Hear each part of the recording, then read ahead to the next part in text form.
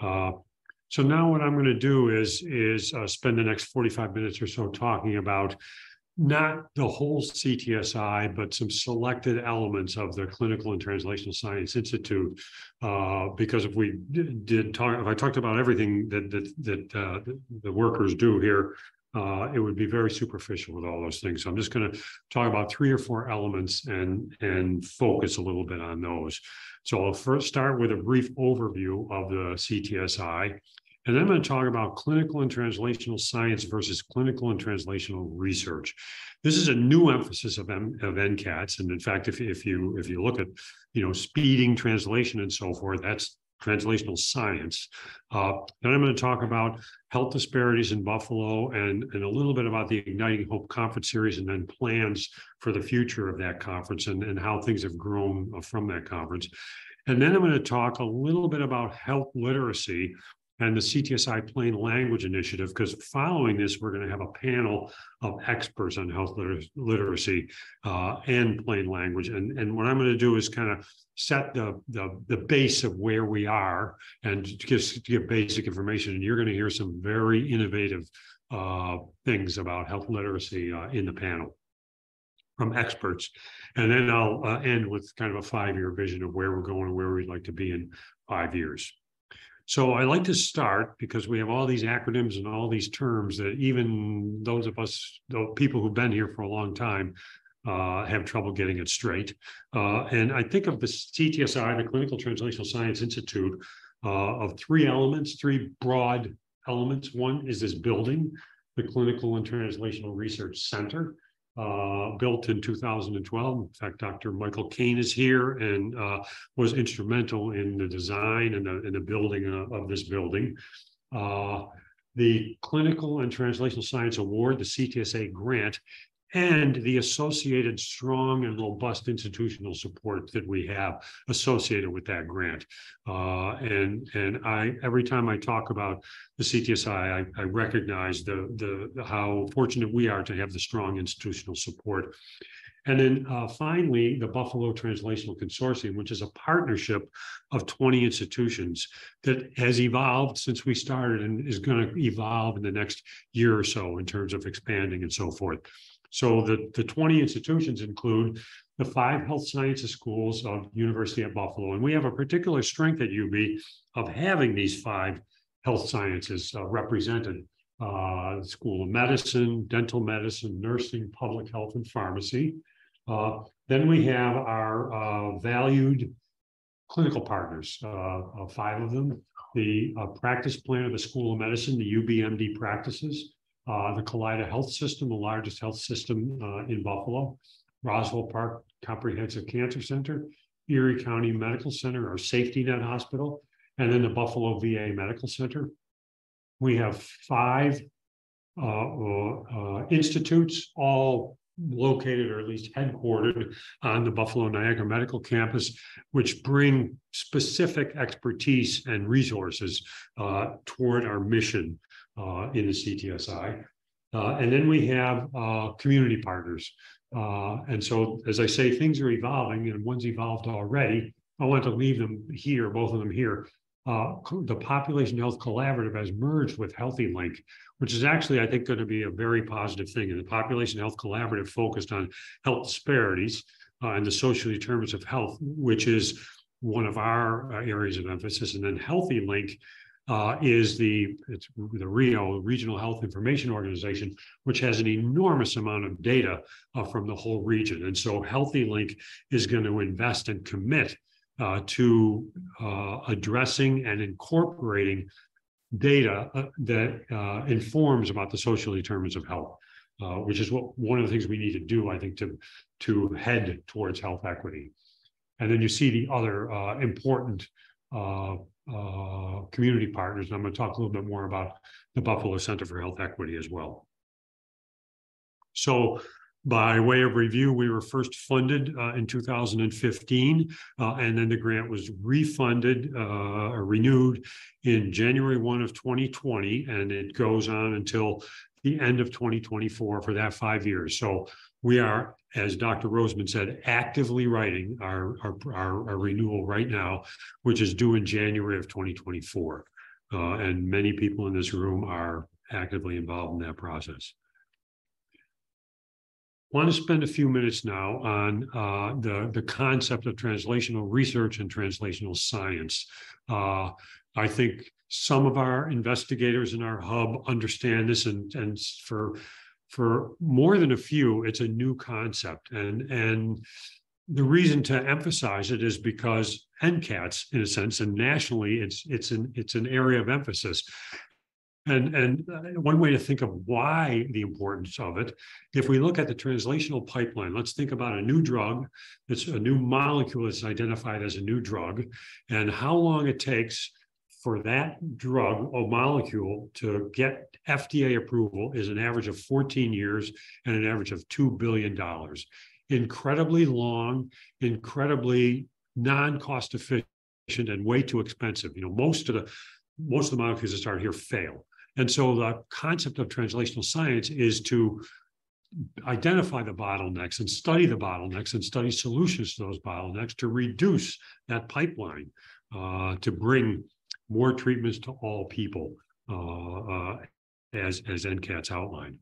So translational research is the kind of research that brings discoveries made in the lab or in the field and brings them into new treatments and new healthcare interventions that improve health.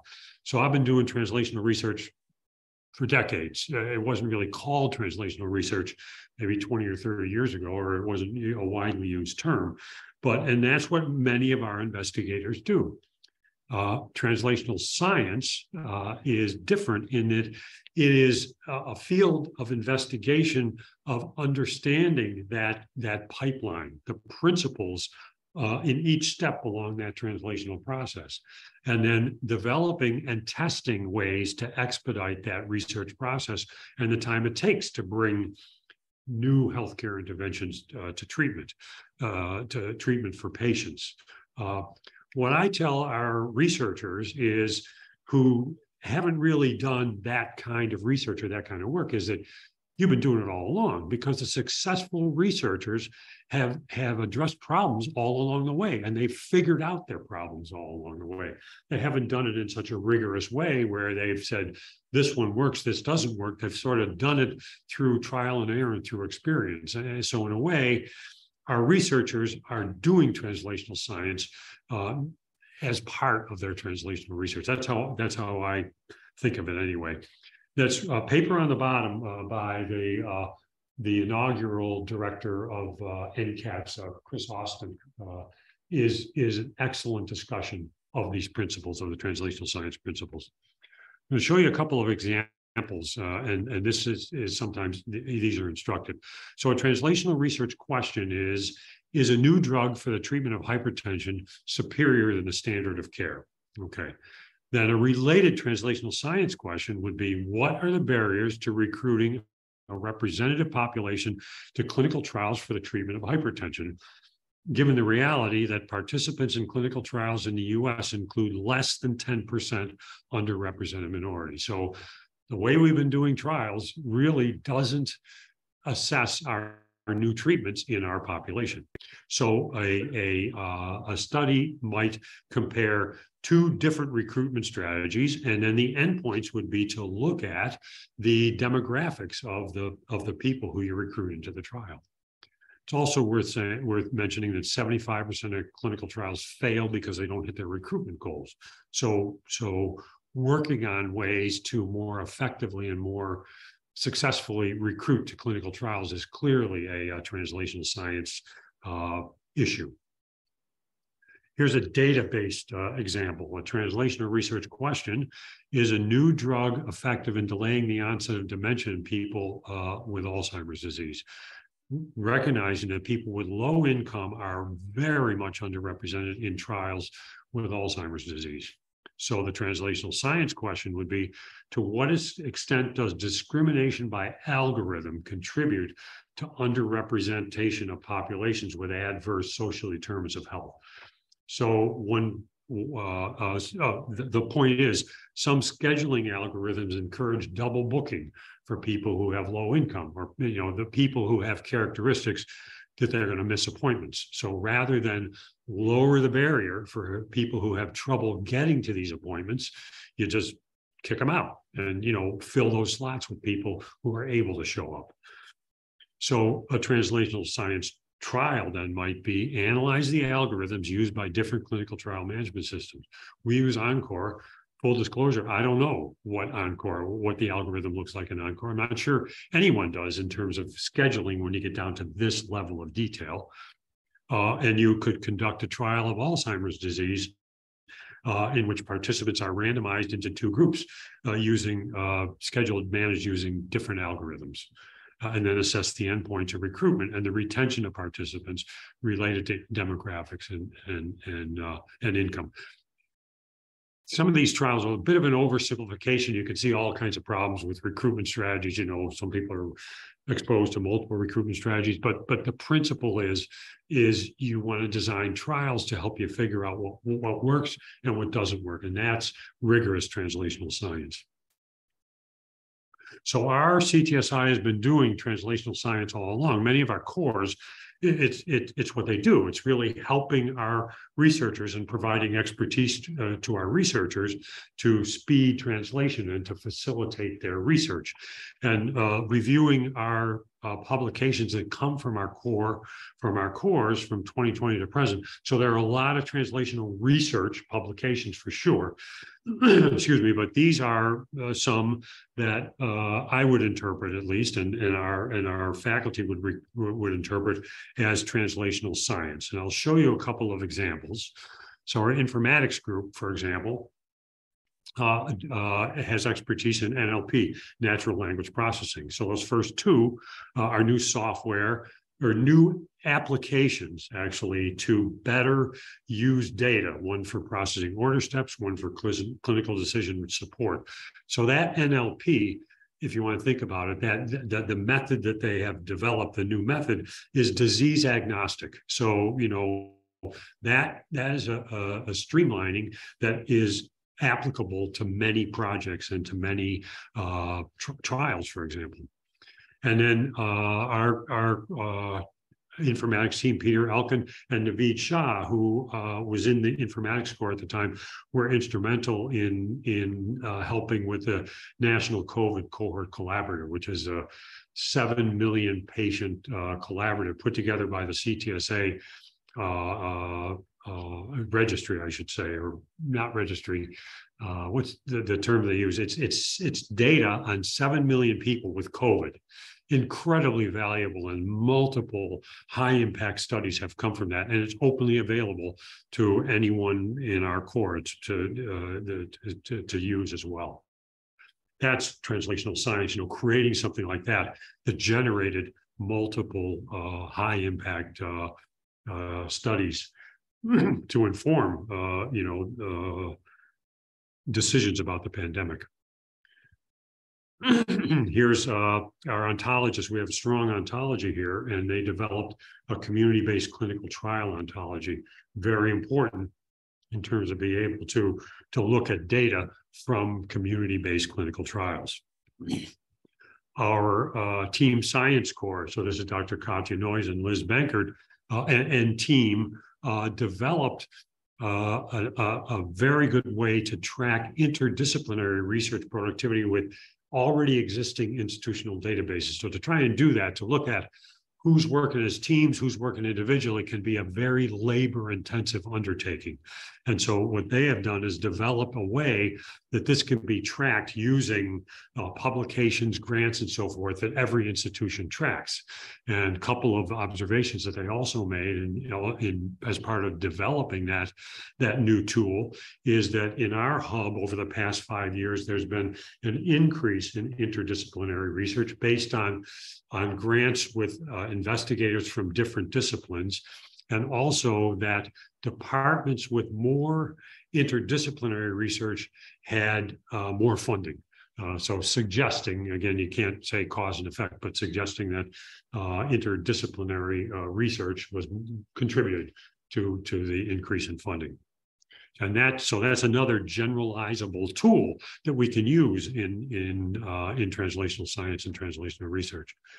And we have a very innovative imaging group, Robert Zavadnov, Ferdinand Feza, and Mike, I'm forgetting his last name, who have done some really nice work in terms of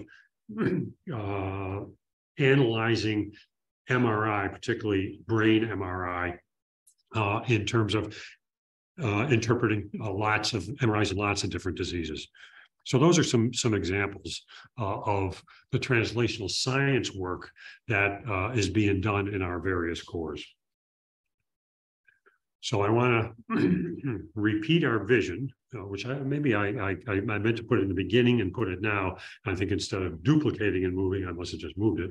So our vision, by reminder, is to advance and accelerate research to reduce health disparities and improve the health of our community and the nation. So we make efforts to link all of our work to our community. And we have a strong focus on health equity and health disparities that exist in our community. And in particular, in the African-American communities of Buffalo. We had our NIH leaders and I went and visited Pastor George Nicholas at his church, and he talked about the importance of data, and then he said all these things about the disparities that exist in African American communities. And here are the data, in fact, of what he was talking about. I won't go through all the numbers and so forth, but premature deaths, heart disease mortality, stroke mortality, diabetes mortality. It's worth stating, now this is in the city of Buffalo, and in the city of Buffalo, 80% of Black people live in 5 East Side zip codes. So these data were taken from the New York State Department of Health data by county, and then down to the zip code level. So diabetes hospitalization, look at that, it's about 4 times higher in Black people. Asthma hospitalization about 5 times higher. So this is probably just not good enough care to keep them out of the hospital. And these are tragic results, low birth weights and infant mortality. These are approaching third world country numbers over here. So these are the disparities that we need to address. If you look at health outcome rankings of the 62 counties of New York State, Erie County consistently ranks in the lower 25% or thereabouts. If you remove the 5 zip codes from the east side of Buffalo out of that, Erie County would rank among the highest quarter of in terms of health outcomes among the counties in New York State, which tells us if we're going to reach our vision, improving the health of our community, here's where we need to focus our activities. This is where we need to focus our efforts. And this is where more people and more policymakers need to focus our efforts as well if we're really going to impact the health of our community. So that's what we're doing in our CTSI hub. So if you take the 5 zip codes in the east side of Buffalo, and we were able to solve all the healthcare problem, get everybody the healthcare they need at any time they want in quality healthcare, it's estimated that would move the needle, move those outcomes about 15%. That's all healthcare. That's the role that healthcare plays. The rest of it comes from the social determinants of health, these structural problems. And I'm not going to discuss them in detail, but whoops, I'm supposed to go backwards. Can you go back to Naveed, please? One more, thanks. Poverty, educational opportunity, high unemployment, low property values, limited access to healthy food. We saw where that spotlight was shined on that when the one full-service grocery store that served 89,000 people was out of commission from the tragic May 14th massacre. Limited access to healthcare, disinvested, crumbling neighborhoods, inequities in the criminal justice system, access to transportation, including public transportation, lead contamination in homes. Lead paint was outlawed in 1978, And about 80 or 90% of houses built on the east side were built before 1978. And there's still lead. There's a big initiative now to go around. Here we are in 2023. Still, there's lead paint in houses on the east side. Access to recreational facilities. And really, you could say that systemic racism is pretty much one of the underlying systemic issues that accounts for many of these. Excuse me. So in 2014 or thereabouts, a group of community leaders and community members formed the African American Health Equity Task Force and began meeting and discussing and talking about these problems and these issues. And then shortly thereafter invited UB faculty from multiple schools. And that's around the time when our CTSI was first funded, and the CTSI began to partner with them. And they hold these monthly meetings. And I would say I've missed maybe a handful of meetings, these monthly meetings since 2015. These are incredibly valuable meetings, as I'll explain, in terms of the breadth and impact of the people who are involved in them. So in around that time then they did a report and looked at these health disparities. And I think I'm not sure that our civic leaders and our elected officials really know this or understand it or understood it this time. And so one of the things that the group felt was necessary was to disseminate this information, make people aware of it, particularly the decision makers. And that's where it led to the Igniting Hope conferences that started in 2018.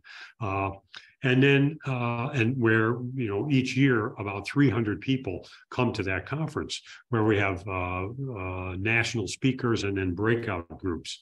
And then all the planning that happened through developing of the conferences and so forth really led to the launching of the Buffalo Center for Health Equity in the upper right there. I'm afraid to hit this button. There we go. Which is a 501c3 community-based center, and the UB Community Health Research Institute, both in 2019, which is a sanctioned, supported research institute by the university and by the highest level of the university. And this was a very important step. And then what happened is the group began to grow. So the task force still meets. It includes all of these entities and so forth, and began to attract attention and message with elected leaders. And then in 1920, April Baskin, an Erie County legislature, actually came and met with the task force and said, hey, my plan is to create legislation to start an Office of Health Equity in the Erie County Department of Health. And so she talked to the group, got information, wrote legislation. It was passed by the legislature. And in 2021, we now have an Office of Health Equity in the Erie County Department of Health. The important part of the legislation part of it is that it's not an appointment by the county executive. So when the county executive turn over, when the parties switch and all that, there's still legislation that there needs to be an Office of Health Equity. So now when you look at it, here's a group that includes community, it includes university, and it includes government.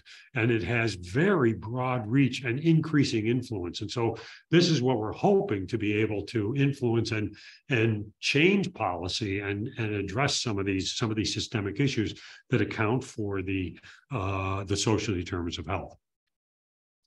So as I mentioned, the Igniting Hope conference series started in 2018. Supported by institutional funds and by community funds, lots of contributors to that.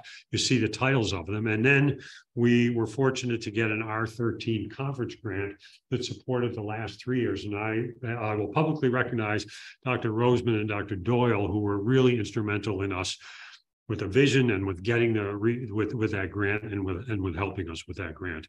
And then I'll tell you a little bit about the plans for 2023 in a minute, because we're going to expand some of the ideas from this. I just wanted to mention that the first two were in person, and then in 2020 we did it remotely. We had 300 people thereabouts in all three of them.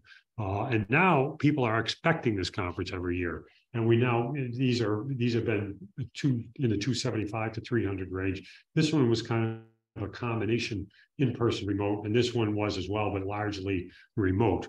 So the 2021 had an interesting element to it.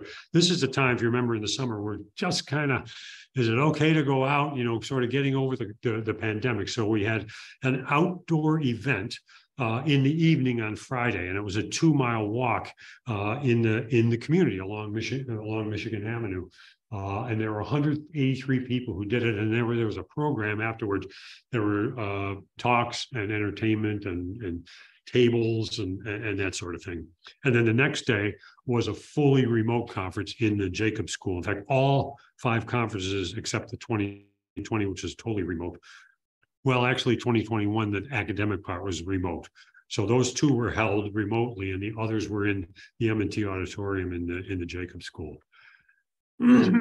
As I mentioned, we've had nationally recognized outside speakers, at least a couple of National Academy members with expertise in health disparities. And we also have breakout groups. And one of the very good things that resulted from the breakout groups were working groups. And this is a paper that we published last year. And excuse me, some of the CTSA folks have heard this already from our external advisory committee meeting, but I'd just like to point out, excuse me, a number of the things that have been achieved from the working group. So one, it was the Criminal Justice System Equity Group, and they focused originally on the fines and fees. And what was happening was there were these, I'll come back to the slide, disparate traffic ticketing happening on the east side. And these were tinted windows and expired registrations and so forth. And when you look at the number of tickets, the city of Buffalo doesn't release that information very often, and it's hard to get. It was concentrated on the east side. And you look at the rest of parts of Buffalo, there were hardly any tickets.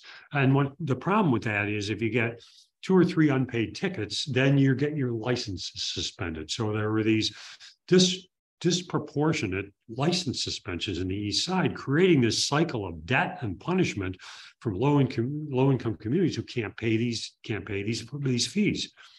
So that led to an enormous amount of media attention in the Buffalo News, in the Investigative Post, on social media and so forth, and it got attention. And State Senator Tim Kennedy, who's been really very well connected with the very well connected with the task force, co-sponsored a Senate bill that was passed and then signed by the governor. And what that does is it changed the criteria for the what had the suspensions. So they changed the criteria for that. What was happening too is that people didn't even know they had to show up for a hearing, and so they insisted on better ways to notify people, and then they also implemented there needed to be a pay scale based on income. And the other thing that happened as a result of this law and all the publicity is the city of Buffalo changed their ticketing policies. And while they haven't released the data, people in the community clearly have recognized that there was a change after this discussion and after these policies. So that's something that resulted directly from a working group that came from the conference. There was a food security working group. In fact, when we saw our visit yesterday at the church, we saw the food bank at this East Side church, the Lincoln Memorial United Methodist Church on Maston Avenue. They have a huge food bank now, and they have over 100 families who depend on them for food each week. And that grew as a result of this food security group. And then before the 2022 Igniting Hope Conference, Rita Hubbard Robinson, one of the Buffalo Center for Health Equity leaders, hosted a food security conference with this group called Invest Health, and had people from 4 cities that came and talked about the innovations that they did in their city. And then the Mental Health Coalition, I mean, this was huge, particularly in the pandemic. So they started these support groups and mental health meetings following the conference. And when the pandemic came, they did a bunch of them, and there was very high attendance. In fact, Kelly Wolford, who will be one of our panel speakers and is the director, I should have mentioned, of the Health Equity Office in the Erie County Department of Health. She was instrumental. She has an interest in mental health, and it provided a lot of support for people in the community at a time when they needed it during the pandemic. And you can't see, it's blocked a little bit, but we had the co-authors on that study were about half community members and half faculty members. A pandemic working group was formed, and again, what happened was we were meeting regularly, these weekly meetings of the task force. And when the pandemic hit, in fact, I can tell you, in early April, the fatalities in African Americans in Buffalo were 67% African Americans. There are 37% African Americans in Buffalo. And then this group got together, put a tent. The Visiting Nurse Association did, the National Witness Project helped.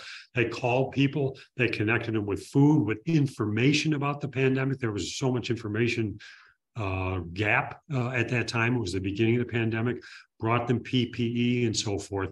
And then in late May, which was 7 weeks later, the fatalities in African Americans was 45%, down from 67. 37% African American in the city of Buffalo. And Buffalo is one of the few cities that has done that. And that was also from funding from Erie County as well. And that resulted from, we were already meeting, we already had built this trust. And so when the pandemic hit, hey, what's another Zoom meeting? You know, we started meeting and brainstormed about how to do this. I should emphasize, the community did all the work. They did all the work. I think our contribution was strategy at this point, because I think it had to be community to do that kind of work. And then we got the conference grant, and the first two conferences really helped us with that. And then, as I mentioned, I think that the growth of our institutes and centers and so forth, the conference was kind of a catalyst to get all these conversations going, and helped a lot in terms of forming those. So this year, what our plan is, it's going to be September 29th and 30th. It'll be in the Jacobs School again. And Dr. Doyle actually connected us with a Case Western Reserve CTSI hub. And then I had already been connected with Rutgers, and then we work a lot with Rochester. And it turns out all three of these hubs are in cities that have an east side a whole lot like ours. In other words, an urban African-American community with high health disparities. And each hub is doing important work, just like we are, and innovative work. And so the idea is to try and devise a plan where we can share our what we're doing. We can learn from the Cleveland, from the Case and the New Jersey Alliance and the Rochester CTSA, and they can learn from us. We have a conversation. We had a conversation on Monday, and all the hubs were there by Zoom. And it's not easy to run a conference at 4 different sites and make it be good, make it engaging at all 4 sites. So we're still figuring out how we're going to do it. We may end up but either way, all 4 of us, the hubs, are committed.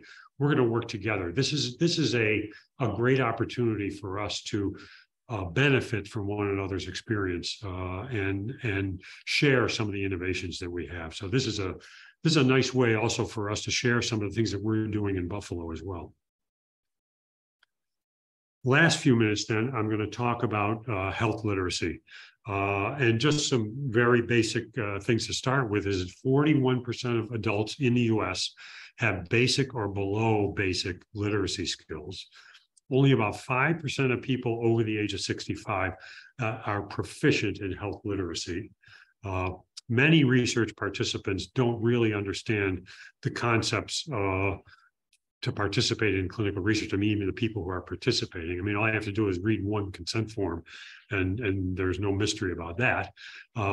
And sadly, the Buffalo Public Schools have one of the lowest high school graduation rates in the state, the high school. And many who graduate from Buffalo Public Schools are not college ready. The estimates are in the 20% range.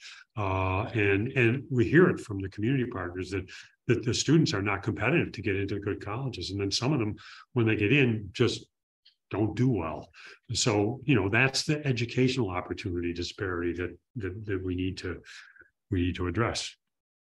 So the CTSI is taking several approaches to this now, and this is going to be a focus of our new proposal, of our future work also. One is we have plain language summaries of clinical trials at UB. I'll come back to this slide. So here's our homepage, and you see here clinical trials at UB. In fact, people have asked me a lot. No, that red didn't show up well. People have asked me a lot of times, including you, Dr. Wolf, many times, where can I find where all the clinical trials are at UB? And it took several years and a lot of people working in the VPR office and the clinical research office and the CTSI. And now there is a site that has all actively recruiting clinical trials at UB. And this is a screenshot from, I don't know, probably a few days ago. So there are 275 trials. We have them, grouped in different categories, or you can search for keywords and so forth. You can search for healthy volunteer, lots of healthy volunteer studies and so forth. And the language of both the title and the short description is plain language, but the investigators get on this a lot too. You can see the clinicaltrial.gov description with one click. I just cut this off. And this is important because, I think many in this room know what the titles of these studies look like, and we want community people looking at this too. It'd be a randomized prospective placebo-controlled trial of AX2372 in some disease. That's meaningless language. And so we're trying to make it more accessible to people. And this is a huge lift, actually, by several of our folks here to write these to write these plain language. Ashley Regling spent a lot of time on this. We have we have formed the Buffalo Research News, which is a newsletter that sends quarterly, intended for the community. And this is our communications team and community engagement team, Christopher Schobert in particular, and Naveed Shah, and our whole community engagement team contributes to these. And it's goes to a 22 email listserv, and it's published quarterly, and it has about a 29% open rate, which is not bad. And then the third thing is now we're beginning to provide some training in plain language to providers and researchers. And this is one of the things we're going to do. I think we can develop these tools, but then I think that the challenge is going to be how are we going to reach the researchers and how are we going to reach even the providers. And so we have an open research office with the CRO and IRB and so forth. And there was one on plain language just a week or two ago, and Andy Strohmeyer ran this. This is the whole team that has contributed to this effort. And I'll mention Andy was, before he came with CTSI, he was a high school English teacher. So he brought his special skill in this area. And this was really valuable, and it's recorded and available on our website as well. Just simple steps, in fact, in order to clean up our language, if you will. And here's a nice example. So for some of our recruiting flyers, here's one that says participants needed for cognitive study, and then a bunch of words down here. And then you can make that more understandable. Volunteers needed for memory study, and then the short little blurbs that have all the information that two-line string of sentences is. Very simple example, of this. So I'll tell you my experience. It was a teaching moment in health literacy and plain language. So Sanjay Sethi and I ran a 20-year prospective study at the VA Medical Center of COPD. And we asked these COPDers to come in every month, whether they were sick or not. And we asked them to come in when they were sick also. We collected data, clinical data, and had them cough up a sputum sample, and we did cultures and we collected blood every month. And so we did all kinds of ways to try and keep them coming. And one of the things we did was we had an annual lunch, and we bring in a caterer, and there's a big room on the third floor of the VA, like a big meeting room. And boy, whenever we did that, everyone who was in town came, and they often brought their partner, and a couple of them would bring grandchildren, high school age grandchildren and that sort of thing. And it was really nice. They loved the food, basic food. That it was good. And then all the people who worked on it would sit around and eat together. And then what we did is Sanjay and I would each do like a 10-minute little PowerPoint presentation. And I worked really hard. It was geared to the participants, with simple slides and plain language. And, I spent more time getting that ready than I do a scholarly, academic presentation. I remember after one, I was talking to this guy, one of the participants who I knew, and he said, it's really nice of you and Dr. Sethi to do that. You make those slides and you show us pictures and tell us what you're doing. He says, and these are his exact words, because I still remember them. He says, but I got to tell you, Doc, I don't understand a word you're saying. So this was all my effort. And I mean, I think the lesson is it's a skill, it takes practice for us to be able to do that. And I think most of us as researchers, it's a challenge for this. And this is an equity issue, it's a trust issue, and it's a communication issue. So it's really up to us. So thus the emphasis on health literacy and the reason for the panel and so forth.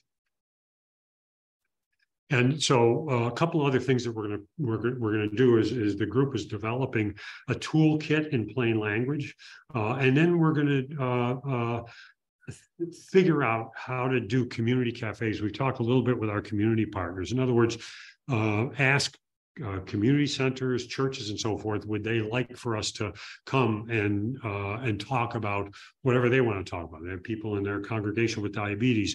Have a diabetes expert come, or an asthma expert, or childhood vaccines, or whatever, and try and do that in a way that engages the community and also using plain and understandable language. Before I give you the 5-year vision, I want to recognize I'm lucky that I'm up here talking about all this stuff. I'm not doing all this work. These are the people on the steering committee, the faculty and staff and so forth, who are really doing the hard work of this. And this steering committee meets every month. We have great discussions. These are people from lots of different disciplines for sure. And then our staff, I think all of them who are here, it's just a great group and who work hard and who come up with a lot of ideas. We get a lot of ideas from our staff because they're the ones who are, in a sense, in the trenches and can bring feedback and information back to the whole group, and we come up with ideas together. I've mentioned some individually. I'd like to mention everyone individually, but I recognize everyone here in your contributions. So others here have heard this. They'll be tweaked more, even particularly more, as we develop our future plans in the next few months. So one major goal is we would like to integrate healthcare and research data in our environment. And we're making progress. The first one is a high bar, and that is we're still having conversations to implement a single electronic health record among the practice plan, UBMD practice plans, COLIDA, and ECMC. We're on track to do that, and then the pandemic hit, and now there are barriers, let's put it that way. However, Dr. Bashir has reinvigorated the discussion, and I'm hopeful that we'll get there. I think it'll be transformational for healthcare in our community and for research in our community, quite frankly. We want to create a clinical data repository that includes data from the entire region. We now have COLIDA data in the Institute for Healthcare Informatics, along with UBMD data. And that was a recent achievement. actually to get the Collida data. They had agreed for a long time. There were some technical challenges and so forth. And ECMC has agreed to share their data. And if we have all those three sets of data, we have almost the entire region. And that's important because then we can assess some of the impact of our interventions and innovations. One big thing that we want to do is to integrate EHR with the clinical trial management system, the Encore management system. So that will allow us alerts at the point of care.